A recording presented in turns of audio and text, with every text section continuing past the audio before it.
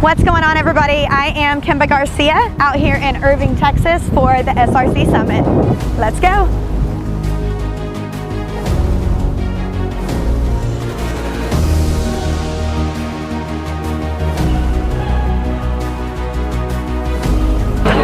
What's going on, everybody? Kimba Garcia here live at the SRC Summit with Jesse, who, if you guys don't know, is the owner of Rooflink.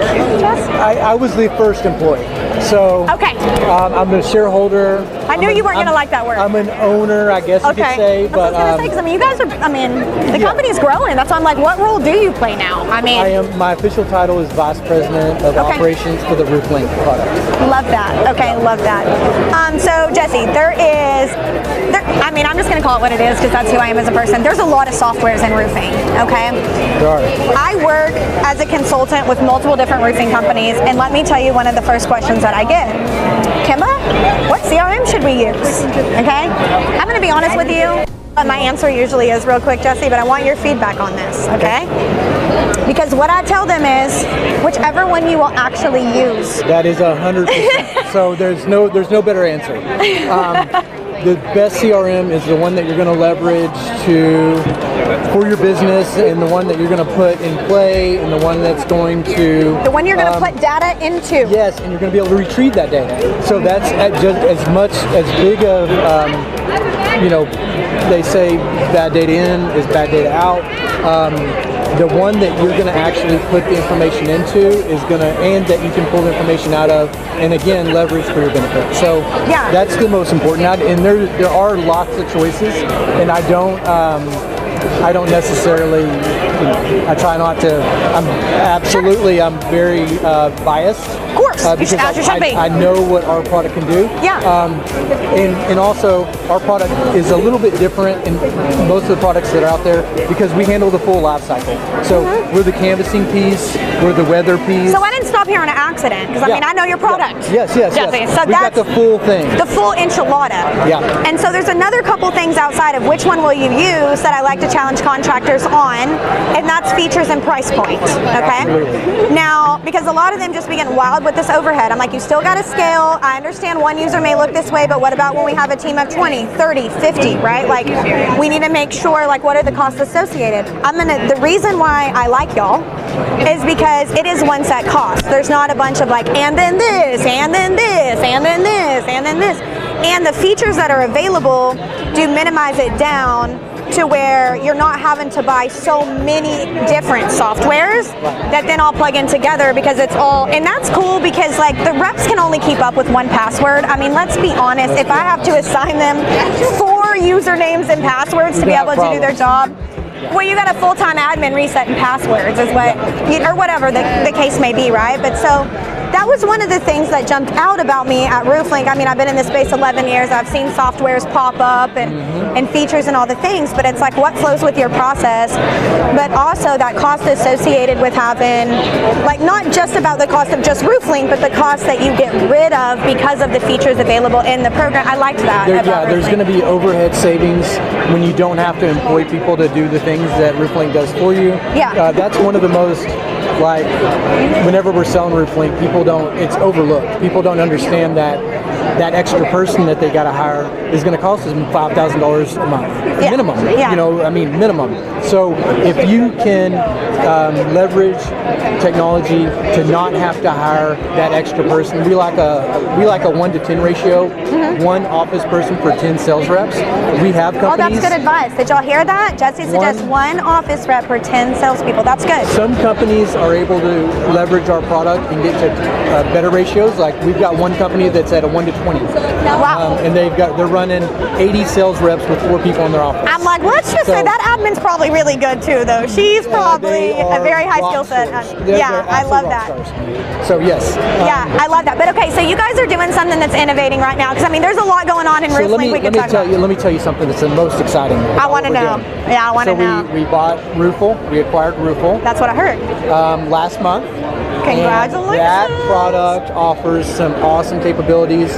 Instant estimate capabilities is going to be huge for our clients. Huge. So if you're not want to draw the roof and create the estimate material with a work order, you're going to simply be able to create an instant estimate.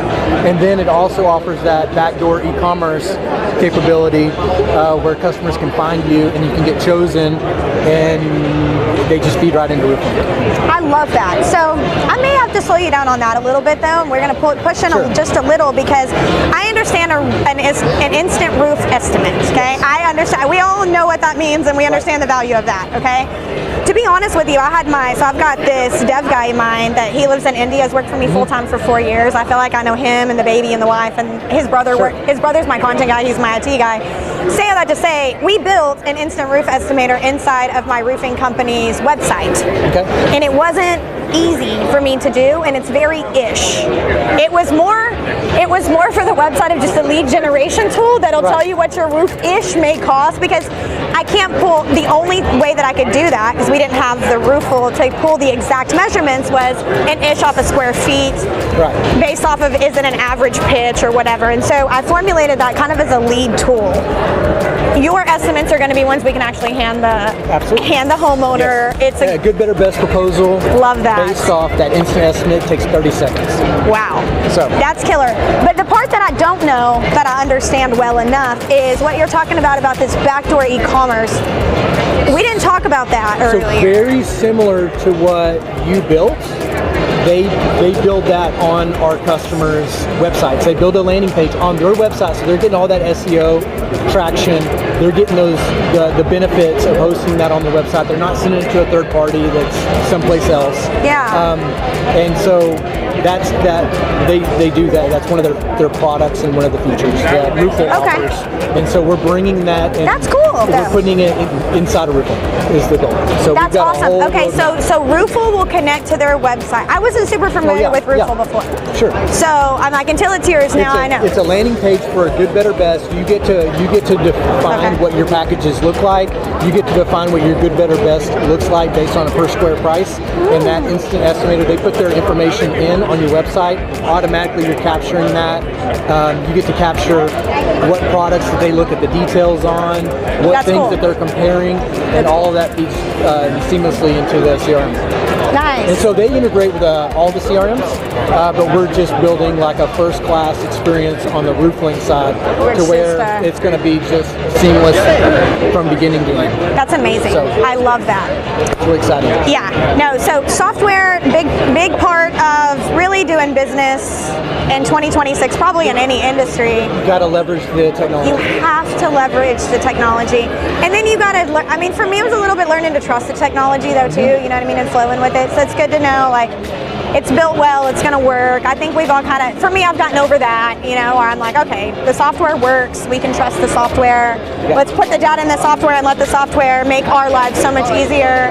It's a beautiful thing. But with that being said, you guys, you talk to a lot of contractors, you work with a lot of contractors, so can I ask you maybe just an industry question outside of just software? Absolutely. Okay. So what would you say is the biggest change or challenge that contractors are dealing with right now that's maybe a new problem? I would say that there's so much data that it can be overwhelming. And so staying focused on those key metrics that drive your business and watching those on the daily and not being distracted by everything that's available. Because that's how many doors did you knock on? How many claims did you file? You follow those two metrics on your salespeople, and that's gonna. Jesse, are you alluding to the fact that contractors may not know all of their numbers well enough? I'm absolutely alluding to that. And if you can keep up with the daily, the weekly, and the monthly, metrics, do that daily cadence. Everything else. I love that answer. So on my podcast, that's actually been a question that I've been enjoying asking people that are in different spaces, because everybody sees the industry from a different lens, right? And I'm like, what do we need to be projecting? Like, what do we need to be watching out for? Like, what changes are we seeing? What challenges are we overcoming? And so I'm like, I'm wondering from your seat what you're seeing, but it's like we need to be... I see a lot of guys getting distracted with a shiny new thing when they just need to still do the things that built their business. And the things that build people's businesses are the daily things that they're doing every day. How many conversations are we having? That's right. How many contracts are we signing? How many builds are we doing? Right. Take care of the small things, the big things take care of themselves. That's exactly right. And so inside of a good software, whether it's Rooflink or whatever you choose for you based off of the tools we gave them at the beginning of this interview, right? Like based off of those specifications, you can utilize your software to track all of these KPIs. Oh, absolutely. As long as you're putting the data in the software, you can just look at your numbers and be able to know. That was one of the things, you know, for my company, when I scaled my roofing company, it was funny because when I was doing more revenue, I was making less money. Imagine that, right?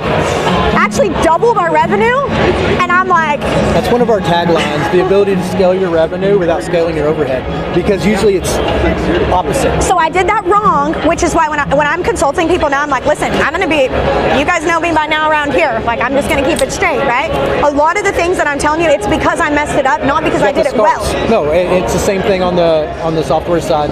All the scars. We got all the scars, and that's what makes, you know, those scars are what ground us.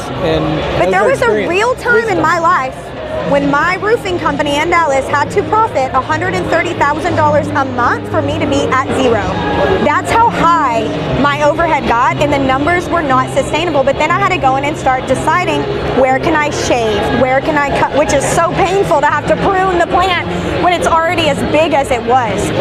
So when you're saying that, I'm like, that's one of the things that oh my gosh, I think I worry about it more than they do. I'm like, whoa, I have them. No, it can get out of control, and with all the different technologies and having to, you know, put this thing with this thing to do this thing to do this. So I have a sheet that if they add to their overhead, they have to add it to my sheet so that I see how much does it cost us to be broke every month and how many roofs do we have to sell to do that, and did that make sense for this? Yeah. Did this help us get here? And if it didn't, we don't need it, right? Yeah, if it didn't level up and pay for itself and you didn't get a return on investment on that tool, you don't need that tool. You don't need that tool. But that's why where did we originally meet? At RoofCon last year, I think is when I first met you and saw Rooflink. Maybe. One of the conferences that we met at, but I think it was prior to when the storm. I actually think it was October of maybe 24. Maybe in San Antonio. I don't think I was there. Wherever it was, right? But that was one of the things, is because just think my brain sees all these roofing company spreadsheets where I'm like babysitting their overhead, right?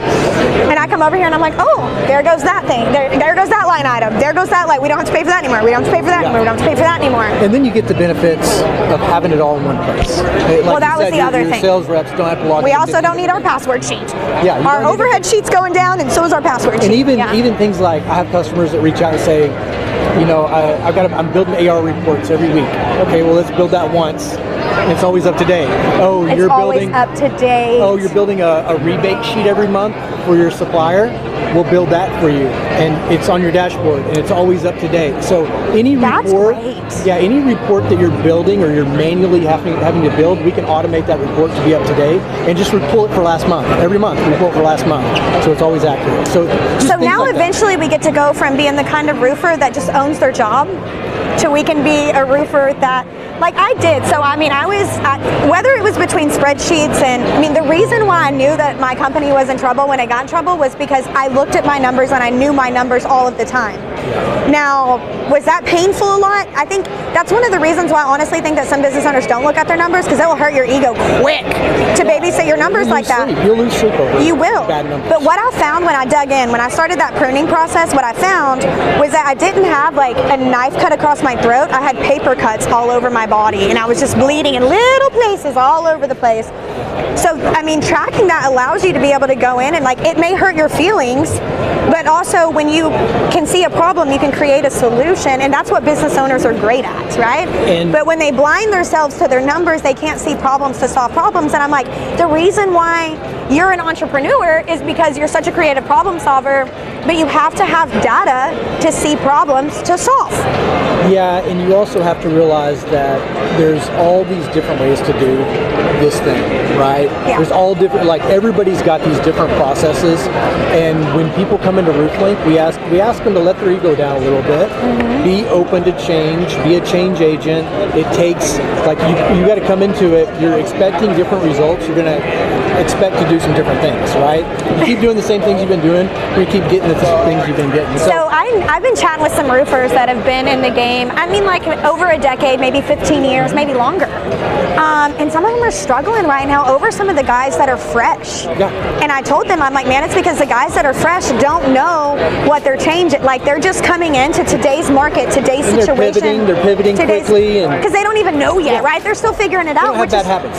Yes. No bad habits. Which is almost an advantage. So I've been trying to, I like to give a little takeaways in this, but honestly, guys, if you've been doing this for a long time, my advice right now is shake off the cobwebs. And it's just I like to look at my business every 1 to 2 years, whatever business, because I have a goal, I'm doing all these things, right? But I'm like, I want to step back from my business, and I wonder if you do this too, Jesse, but I'm like, if I was to start the business today, I'm not starting from ground zero, but now I have some things in place, but if I didn't look at it like I look at it every day, and I came in and I'm like, I acquired this company and this is my first time to look at it, what would I do different? What would I change? And I think that right now in roofing, it's so important that people dust off the cobwebs and the stress and all the problems that you've been carrying and you haven't been able to solve, and get yourself back to that creative genius, lower the ego, increase the creativity, shake off the cobwebs, and then look at your business and say, where can we simplify? Where can we automate? Where can we delegate? Where can we shave? Where can we prune? It's such an important thing if you want to make it through the changes and the challenges that this industry is experiencing right now. I think it's crucial. If you're not doing those things, you're going to get left behind. And that sounds kind of sad, right? Where it's like, we want Mom and Pop and Billy the roofer to make it, but the truth is we want you to make it so bad, we'll keep it real with you, dude. And yeah, we'll keep it real and say, hey, your pen and paper is not going to allow you to scale your efforts. And that's what good technology should do. It should allow you to scale your efforts. 100%.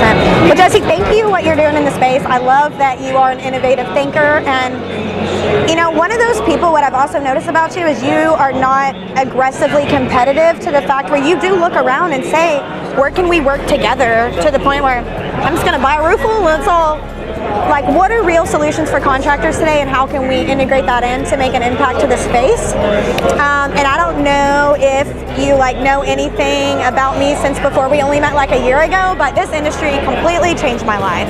Completely did. So when I see people in it that are really authentically making a difference, these are people that come from a blue collar world. Most of us, at least humble backgrounds, a lot of people even challenging backgrounds. And it takes people willing to educate, willing to get on podcasts like this and to create content like this, to elevate everybody to the next level, which is why I do it. Because I came in, I'm like, if you just have hustle and heart in this space, you can change your life, and not only your life, but my son's behind the camera right now, right? You can literally change the trajectory of your family. My goal, one generation up and one generation down, and everybody in the middle is my goal, to be able to take care of and support my family. But it was this space and this industry that allowed me that opportunity. Likewise. And people, so I appreciate you so much. Thank you. Thank you, Kimba. Very good. I'm like, let's keep crushing it.